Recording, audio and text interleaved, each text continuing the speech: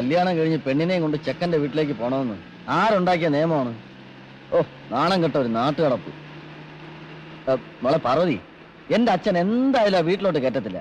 അതുകൊണ്ട് കുറച്ചാളത്തേക്ക് നമുക്കൊരു ഊട്ടിയിലോ കൊടൈക്കനാലോ ടൂർ പോയാലോ? ശരിയാ, ആ തണുപ്പിൽ 1.5 മാസം കൊണ്ട് സംഭവം ശരിയാക്കാം. എന്ത് സംഭവം?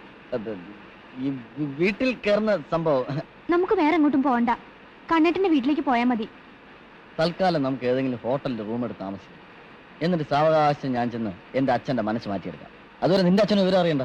1 മാസത്തേക്ക് തകർത്ത് ജീവിക്കാൻ വേണ്ട തൊട്ട് കയ്യിലുണ്ടല്ലോ. മുസലാപ്പി, വണ്ടി പറ ഏതെങ്കിലും ലേച്ചി റൂമിലോട്ട്. അല്ല, നമ്മൾ എങ്ങോട്ടേ പോണത്? ഞാനും അതാ ആലോചിക്കുന്നത്. നമുക്ക് എങ്ങോട്ടെങ്കിലും മുങ്ങിയാലോ? എനിക്ക് അച്ഛന്റെ മുമ്പിൽ ചെല്ലാൻ ഒരു പേടി. എന്തായാലും എല്ലാം ഒരിക്കലും അറിയും. എന്നാലത് ഇന്ന് തന്നെ ആയിക്കോട്ടെ, നമുക്ക് അച്ഛന്റെ അടുത്തേക്ക് തന്നെ പോവാം. അയ്യോ, വീട്ടിൽ പോകാൻ പറ്റില്ല, എന്റെ തല വിട്ടും. അതിന് തെറ്റ് ചെയ്തത് ഞങ്ങളല്ലേ? കൂട്ടി നിന്നത് ഞാനല്ലേ? ഇവള് പറയുന്നതിലും കാര്യമുണ്ട്. നീ വീട്ടിലോട്ട് വണ്ടി വിട്, രണ്ടിലൊന്നും അറിയണം. എന്തൊക്കെ പറഞ്ഞാലും ശരി, വീട്ടിൽ പോകാൻ പറ്റില്ല. കുഴപ്പമില്ലാത്ത രീതിയിൽ ഞാൻ കൈകാര്യം ചെയ്യാം, നീ വണ്ടി വിട്. എനിക്ക് പറ്റില്ല. ഡ്രൈവർ, ബാലേട്ടൻ പറയണ കേട്ടാ മതി, വണ്ടി എടുക്കാൻ. നീ വണ്ടി ഇടറേ.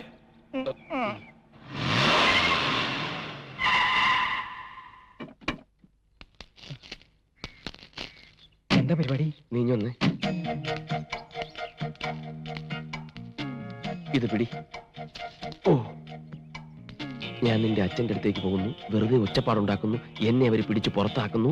കല്യാണം കഴിച്ചുകൊണ്ടാണ് അവര് പുറത്താക്കുന്നതെന്ന് കാറിലിരിക്കുന്ന ലക്ഷ്മി മനസ്സിലാക്കുന്നു. മൊത്തത്തിലൊരു കളി, അത്രേ ഉള്ളൂ. ഇതൊക്കെ ശരിയാവോ? എനിക്ക് പേടിയാവോ?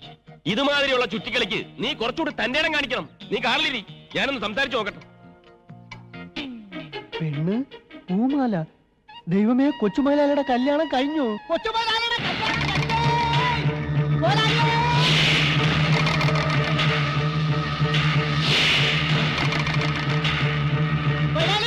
നമ്മുടെ ഉണ്ണിക്കുട്ട കുഞ്ഞിന്റെ കല്യാണം കഴിഞ്ഞു. പെണ്ണും പൂമാലൊക്കെ ആയിട്ട് ദേ ഇങ്ങോട്ട് വരുന്നുണ്ട്. ഒരു കാര്യം പറയണ്ട. ഒന്നും പറയണ്ട. എന്നെ അറിയിക്കാതെ കല്യാണം കഴിച്ച് പെണ്ണിനെ കൊണ്ട് ഇങ്ങോട്ട് വരാൻ അവനങ്ങനെ ധൈര്യം വന്നു. ഓ, അത് ശരി.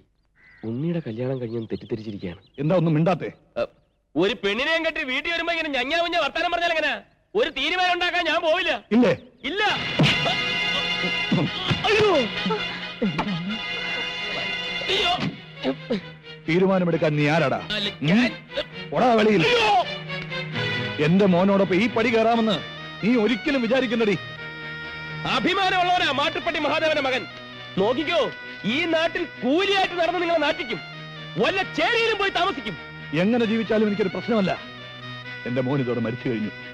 ഇറങ്ങി പോടാ വെളിയിൽ. ഞങ്ങൾ പോകും, പിന്നെ തിരിച്ചു വിളിക്കരുത്. പോകാൻ വണ്ടിയിലോട്ട് കയറിയട്ടെ. അച്ഛൻ ഇത്രയ്ക്ക് ചൂടാവാൻ എന്താ കാര്യം? നീ ഒന്നും കേട്ടില്ലേ? എനിക്കൊന്നും മനസ്സിലായില്ല. ഒന്നും മനസ്സിലായില്ല? അത് നന്നായി. നീ വണ്ടി ചേരിയിലോട്ട് വിട്, ഞാൻ കാണിച്ചുതരാം. വാശിയെങ്കി വാശി, രക്തമായി പോയില്ലേ?